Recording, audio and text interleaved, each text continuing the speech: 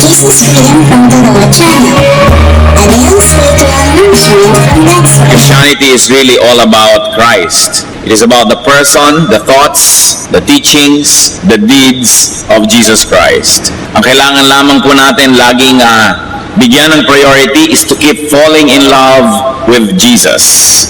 Kung minsan po tayo ay nawawala ng gana sa ating mga pagsisikap, kung minsan merong nagbabackslide, kung minsan merong nawawala ng sigla sa buhay espiritual, maging sa paglilingkod sa Diyos, at isa lang ang nagiging dahilan niyan, that we forget to keep falling in love with Jesus. At ano po ba ang mga katangian ng Panginoon? Ano ba ang kanyang mga katuruan? Ano bang dapat maalala sa Kanya para lalo natin siyang mamahal at patuloy na lumago ang ating pakikipag-ibigan sa Panginoon? At yan po ang ating bibigyan ng tuon ngayon, the Lord's humility and propriety. Kung merong mga pagkukulang at panlalamig ang mga Kristiyano, ito ay sa pakikipag-ibigan sa Panginoon. At pag may kulang doon, nagkakaroon na ng mga ibang mga symptoms, iba't ibang mga pahiwatig sa iba't ibang bahagi ng ating buhay. Pero ang totoo noon, it is lack of love and love affair with the Lord. Pagka po nagtatanong tayo, bakit mo mahal ang iyong asawa? Bakit mo mahal ang iyong kaibigan? Bakit mo mahal ang iyong anak o magulang? Kadalasan nagbibigay tayo ng mga katangian na nagiging dahilan para sila maging kaibig-ibig. Ano-ano ba ang mga katangian ng Panginoon na talaga namang kaibig-ibig? Isa dyan sa atin pong series ng pag-aaral, ang kanyang kababaang loob at ang laging pagiging tama ng kanyang asal. Matthew 3:13-15, ang atin pong tutunghayan. Then Jesus came from Galilee to the Jordan to be baptized by John. But John tried to deter him, saying, I need to be baptized by you, and do you come to me? Jesus replied, Let it be so now. It is proper for us to do this to fulfill all righteousness. Then John consented. Napakaganda pong window into which we can look at the character of Jesus. So let's take a look at what the Lord did. Mula po sa Galilea, siya nagpunta sa Jordan River. It was a journey that could have taken him 25 kilometers of walking. Hindi madali. Siya ang anak ng Diyos, hari ng mga hari, tagapagligtas ng daigdig, but he submitted himself to a public baptism, to an ordinance that was only for humans. He submitted himself to the ministration of a prophet who was just a man, an exalted prophet maybe, but in the presence of Jesus, he was just a man. And he submitted himself to the ministration of what you might call a subordinate. He humbled himself before John, who for all intents and purposes was an inferior. Isipin ninyo na ang Panginoong Jesus maglalakbay ng malayo, maglalakad, pupunta kay Juan para magpabautismo.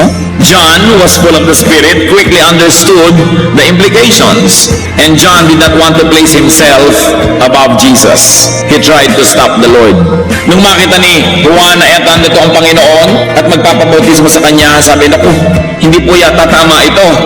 Hindi bagay. Pinigil ni John, subalit hindi napigil ang Panginoon. Sabi ng Panginoon, hayaan mo na.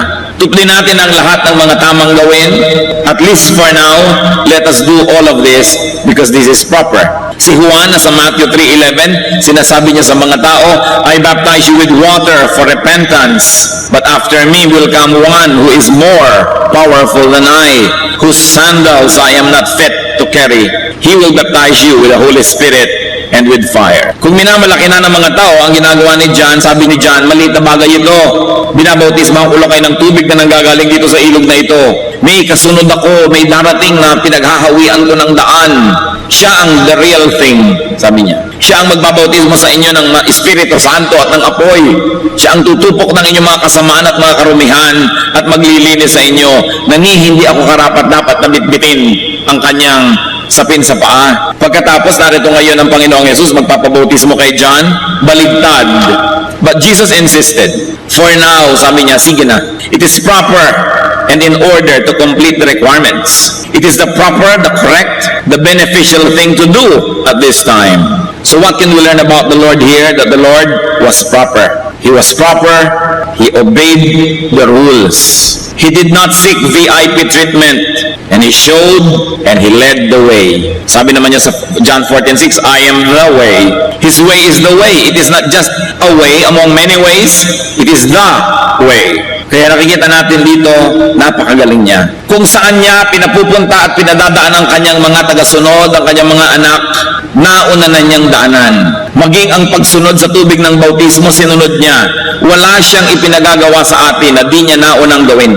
Wala siyang kabanalan, pagtitiis, pagsasakripisyo na hinihingi sa kanyang mga anak na hindi na niya naunang ginawa pa. Sa katunayan, may mga ginawa siyang hindi na niya ipinagagawa sa atin. Tulad ng mamatay sa krus, mapako doon. Ginawa na niya para sa atin. Subalit may mga ginawa siyang marapat lang sundin at sundan ng lahat ng kanyang mga anak. 1 Peter 2:21, to this you were called, because Christ suffered for you, leaving you an example that you should follow in His steps. Kaya maging sa simpleng-simpleng pagsunod sa tubig ng bautismo, tayo ba'y nakasunod na dyan? O do we think we're exempted? Kung ang Panginoong Jesus, na hindi naman niya tunay na kailangan yon, ay nagpasailalim sa pagbabautismo, lalo naman ang kanyang mga anak. At lahat ng kanyang pinadadaanan, pwedeng pagkatiwalaan. We can trust the map that Jesus gives us because He had passed that way Himself. Kumisan po, meron ako nakitang mapa, dito ka makakarating, may X, may note, 2 kilometers before the Catholic Church. Paano ko malalaman na 2 kilometers na before the Catholic Church? Before nga. Naiintindihan nila dahil taga-ron sila. Meron pang kalsadang putol to poblasyon, pero doon ka pupunta. Paano ko malalaman na yung kalsada yun ng to poblasyon kung hindi naman ako taga-poblasyon? Mahirap sundin ang mga mapa, lalo't ginagawa ng mga tao na hindi user-friendly ang pananaw. Pero ang mapa na ibinibigay sa atin ng Panginoon, dinaanan niyang lahat na test na niya. So alam niya pwedeng pagkatiwalaan yon. Pag sinabi ni Lord, lumiko ka sa kanan, dumiretso ka, umakyat ka, sundin dahil nadaanan na niya. Kung ano pa man ang mga makikita nyo mga kapatid sa Biblia, mga katuruan ng Diyos, sinasabi nyo parang hindi yata ito practical, parang mahirap ito sundin, magtiwala dahil ginawa na ng Panginoon yon. Now, sa simpleng ginawa ng Panginoon na pagsunod sa tubig ng bautismo, may mga malalalim na katuruan na maaari nating makita. Let's take a look at what the Lord taught and teaches through His humility and propriety. Two very simple acts that He did. Matthew 3:16-17 sa pagpapatuloy ng ating binasa kanina. As soon as Jesus was baptized, He went up out of the water. At that moment, heaven was opened, and He, referring to the Lord Jesus Christ, He saw the Spirit of God descending like a dove and lighting on Him. And a voice from heaven said, "This is my Son whom I love.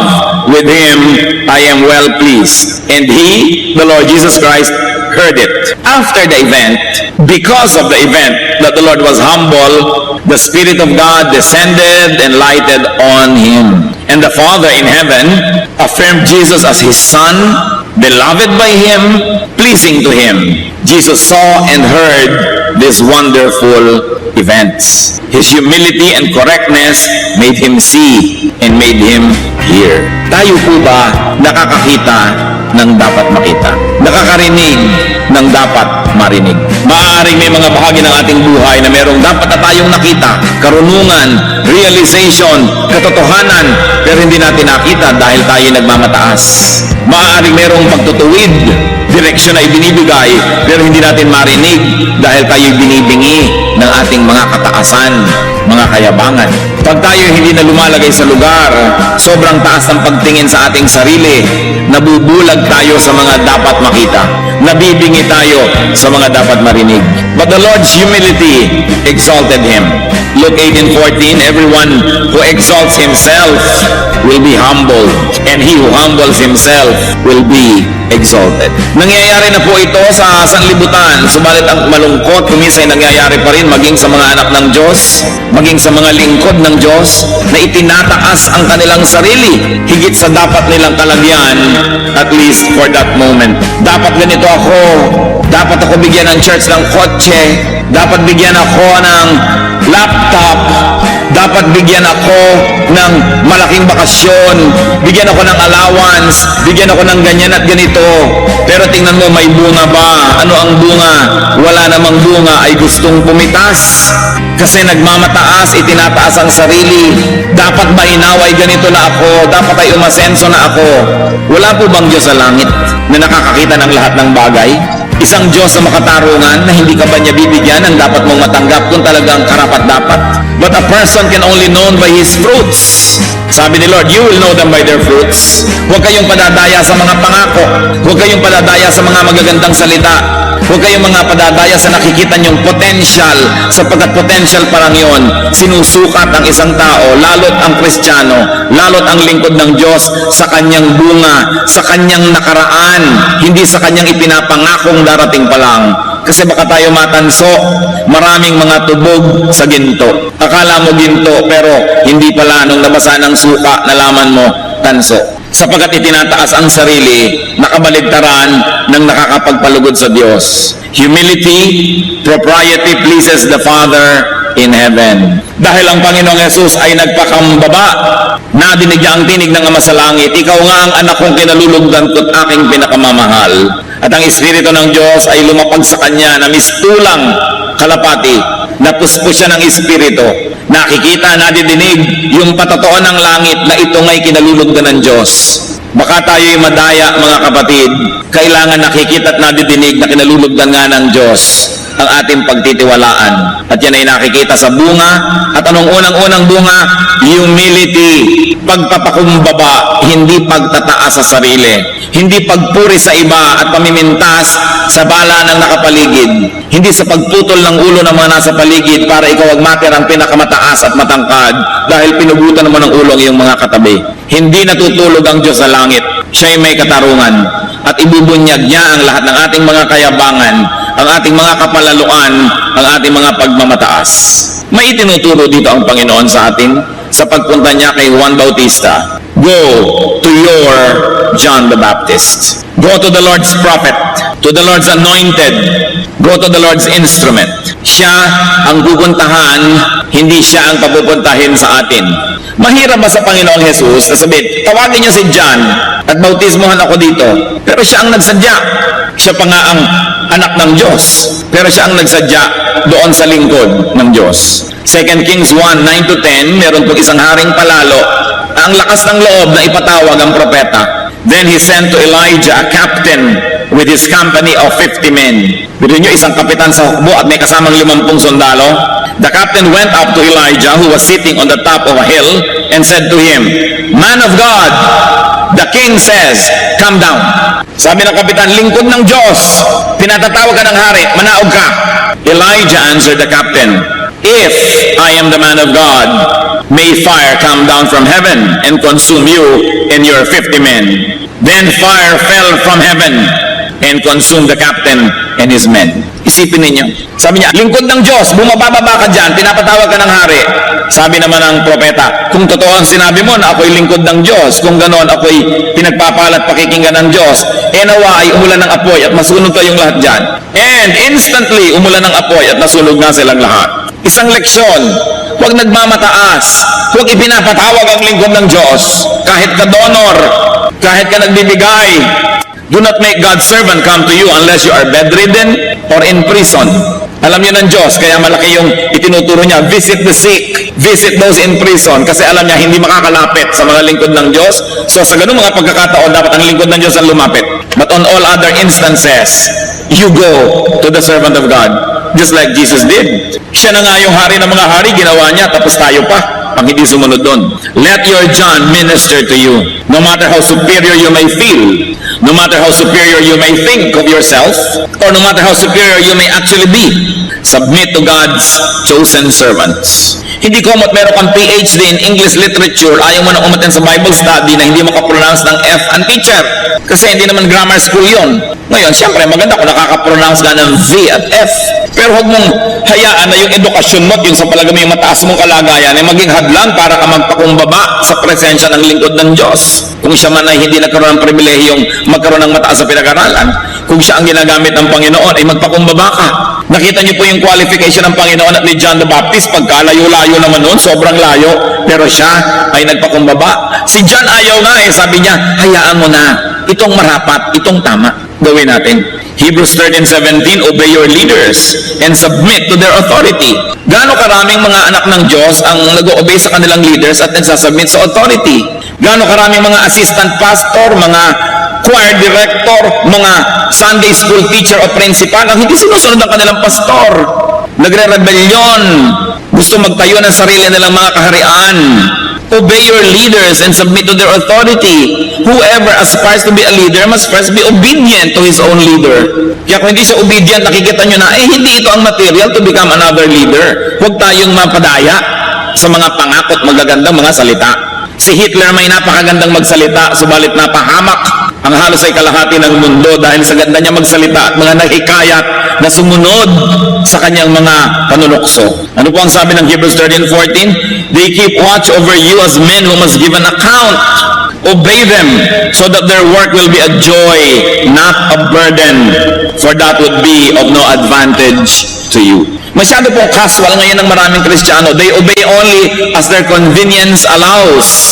They obey only as they deem fit. But on all other areas, ang sarili na nila ang kanilang sinusunod. Kaya nawawala yung kapangyarihan ng church, nababawasan yung kapangyarihan ng fellowship ng Panginoon na dapat sana isang marching, conquering, victorious army. But what happens to an army when there is insubordination? It will collapse. That's why it is important to obey the chain of command. What else does the Lord teach us through humility? Be sensitive to moments that require submission and humility. Do not be consistently high or glorious or above others. Do not desire to be above others. Ang itinuturo ng Panginoon, magpaligsahan kayo sa pagpapakumbaba, hindi sa pagmamataas, hindi sa pagyayabang. Maging sa mag-asawa, mga kapatid. Hindi ba higit lalo kayong mai-inlove sa inyong asawa kung siya mapagpakumbaba sa inyo? Hindi ang yabang-yabang niya? Hindi yung tinatrato kayo na para kayong basahan? Yun na lang gusto niyang panoorin ang mahalaga, yung gusto niyang panoorin hindi na. So siya ang may hawak ng remote parate. Naranasan niyo na bang iabot sa inyo ng asawa, eto ang remote darling, ikaw naman ang masunod. Hindi. Ako nagbabayad ng kuryente. Ako may hawak ng remote. Naging mas mahalaga na ba sa inyo kung anong ayaw niya, giniginaw na pala siya, gusto niyo temperature ng aircon, kayo naman gusto niyo parang nakano kayo sa Alaska. So magbalot ka dyan, gusto ko malamig. Hindi ba nawawalan yung pag-ibig, unti-unting nababawasan ng konti-konti, pero patuloy na nangyari yan, araw-araw, linggo-linggo, buwan-buwan, taon, mamaya, gusto na makipaghiwalay sa inyo? Kasi wala nang mahanap na iibigin. But if we outdo one another in being humble, especially mag-asawa, sa palagay ko 99% ng mga paghihiwalay mababawasan. Yung pagpapaka-humble, hindi pagka nagagalit na, nagsusumbatan. Ako ang kumikita dito, dinampot lang kita sa lusak. Nagsusumbatan. Ang ganda-ganda ko nung araw, pinakasalan kita, etong nangyari sa akin. Kaya nawawala ang pag-iibigan because people become proud. Romans 12:3, do not think of yourself more highly than you ought, but rather, think of yourself with sober judgment. Ibig sabihin ng sober, yung hindi lasing. Sabi yung iba, lasing ang pagsukat nila sa sarili. Nalalasing sila, hindi tama ang kanilang judgment. Akala nila ang taas-taas nila, akala nila ang runong-runong nila, akala nila ang galing-galing nila. Sabi, think of yourself with sober judgment in accordance with the measure of faith God has given you. So mahalaga po, lagi tayong magpakumbaba. Pwedeng magaling na magaling tayo sa isang area of our life, pero on all other areas, may mas magaling na sa atin. The more specialist you become, the less you know about everything else outside of your area of specialty. Kaya dapat mas magiging humble ka pa. May 3 kang buhol-buhol na PhD, mas maging humble ka. Siguradong wala ka ng oras para pag-aralan na ibang bagay. So sa mga bagay na yun, mangmang ka. Kaya dapat tayo ay mapagpakumbaba. What else does the Lord teach us? Be proper. Lumagay sa lugar. Kung ikaw ay may organisasyon, ikaw ay isang may sinusundan, maging masunurin. Meron ka namang pinamumunuan, mamuno ka talaga. Hindi ka naman makapamuno. Hanggang doon na lang ang kaya mo, dahil hanggang doon ka lang, ayaw mo pang may ibang mamuno sa mga tao. Wala tuloy mangyari sa lahat. Because a leader can only bring his people up to where he or she could go. Kung hanggang doon ka lang, hanggang doon na lang ang iyong leadership. So you must allow others to minister. Hindi mo sosolohin. Lalagay tayo sa lugar. Mga anak, igalang ang mga magulang. Mga magulang, mahalin ang mga anak. Respect God's chosen servants. Nakita nyo, pinaulan na ng apoy? Itatanong ko nga sa Diyos kung meron pa akong ganong prerogative din, magpaulan ng apoy. Marami na sigurong natupok, buti na lang at hindi ko naiisipan ang mga bagay na yan. At kung wala ay mabuti siguro dahil the human nature will say, Lord, tupukin mo siya, tupukin mo siya. Because so many people can break a pastor's heart in so many ways. Because you always expect your leaders to be supermen. Lagi na lang kayo i-encourage, ina-encourage nyo ba naman? Lagi na lang kayo uunawain ba nyo naman? Laging kayo i-feed, finifeed nyo ba naman? One way makipagrelasyon ng maraming mga Kristiyano. Ang motto lang nila, give me. They always get and forget. Anong gusto nila sa kanilang mga spiritual leaders? You always give and forgive. People never realize how much pain they can give their leaders because of their ambitions na wala sa lugar, because of their complaints and high esteem about themselves na hindi naman bagay, because of their rebellions and disobedience. Kaya tuloy ang mga lingkod ng Diyos, pati si Moses, sabi niya, Diyos ko, patayin niyo na nga po ako, ang dami-dami kong taong nililid. Pati si Elijah, patayin niyo na ako, Lord. Ang dami mga prophet, talaga namang narating na yata yung napuno na sa mga tao. Because people are not humble. Instead of being humble, people are proud. Of course, the Lord showed the way. And another lesson is to fulfill all righteousness. Do not cut corners. Do not insist on personalized treatment, on being exempted from the rules. Maraming mga Kristiyano lagi gusto exempted. Pag magpe-pray na ang elder, ang pastor, o mag-pray na kayo, pwera na siya, hindi na siya makikipray. O mag-fast kayo, mga prayer warriors, pero yung siya hindi nagpa-fast. Exempted. The Lord showed the way. He got his feet wet. He led the people. So behold Jesus, the humble one, the proper one. Know and live by what is proper. Kailangan doon po tayo nananahan, tumitindig doon sa tama, sa correct, sa decente. 2 Corinthians 8:21, for we are taking pains to do what is right, not only in the eyes of the Lord, but also in the eyes of men. Gawin ang tama. Tama bang itaas ang sarili, ibaba ang iba? Tama bang pintasan ang iyong organisasyon para magmukha lang na ikaw ang tama? Tama bang pagmukhain mong masama ang iba para lang pagmukhain mo ang sarili mong mabuti? Kung meron po tayong mga tanong na dapat itanim sa ating laging isip, pwede niyong idikit sa inyong refrigerator, isulat sa inyong mga bulletin board. A beautiful question to always ask is it proper? Is it proper? Meron isang rebellious teacher, meron isang rebellious na assistant, meron isang rebellious na ganito. Is it proper to support them? Is it proper? Tama ba? Yun ang itanong. Is it the proper way? May nagmamataas, papalakihin mo palalo yung ego. May nagrereklamo, lalo mo pang susulsulan. May nagagalit, lalo mo pang gagalitin. Is it the proper way? Or should we give balance? Kaya kung minsan may mga tao nagpapakounsel sa inyong lingkod, kung minsan gusto na yatang sumama ang loob, akala laging kinakampihan ko yung kanilang isinusumbong. Pero di ba yun ang tama? Pag may nagsusumbong sa'yo, pag may nagagalit, bigyan mo naman siya ng balance, bigyan mo naman, baka naman hindi ganon, baka ganito naman yung ibig sabihin ng kinakalaban mo. Hindi yung gusto mo lang kampihan ka ng kampihan ng kampihan. At siyempre, pag yung kabila naman ang kausap, ganon ka rin naman. May kabutihan naman siguro ito, isipin mo rin, baka naman nagkakamali ka.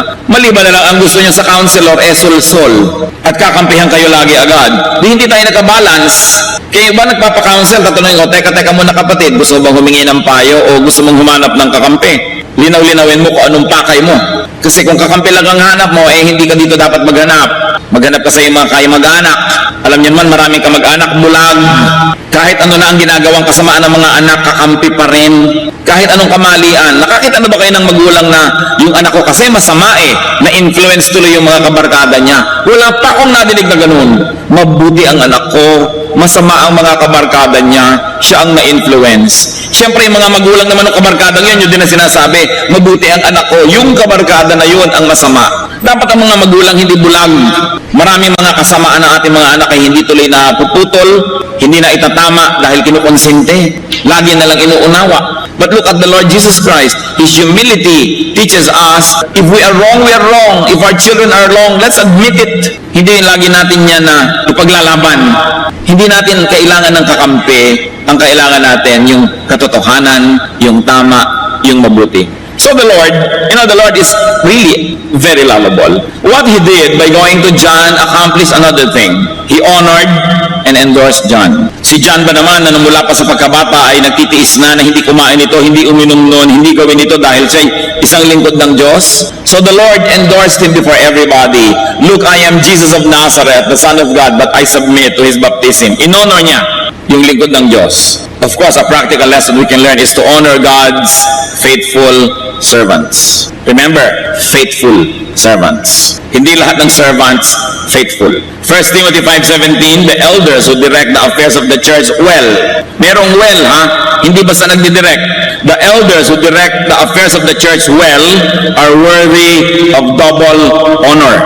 especially those whose work is preaching and teaching. To honor, the Lord did that to John. He honored John. Kaya tayo po, kung sinasabi nyo, great kayo, marunong kayo, magaling, the truly great can do good by lifting others with their attention, with their presence, with their recognition. Kung kinikilala kayo ng lipunan na achiever, mahusay, magaling, tapos nagsasubmit kayo sa isang Bible study leader na maaaring simpleng tao, at least during the Bible study, binibigyan nyo siya ng encouragement. Binibigyan nyo siya ng dangal sa harap ng maraming tao.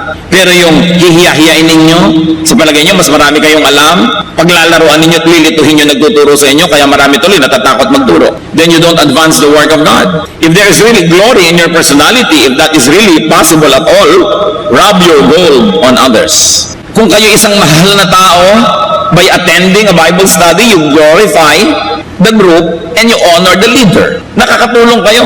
Kaya bilib na bilib po ako sa ilang mga taong talagang dapat kinikilala na sila, bantog na bantog. Halimbawa si Dr. Lucrecia Casilag, National Artist for Music. Pero kitang-kita ko po siya sa kanyang mga kilos, kung may mga struggling musicians, mga nag-uumpisang musical groups, pupunta siya, makikinig, a-attend, dadalo.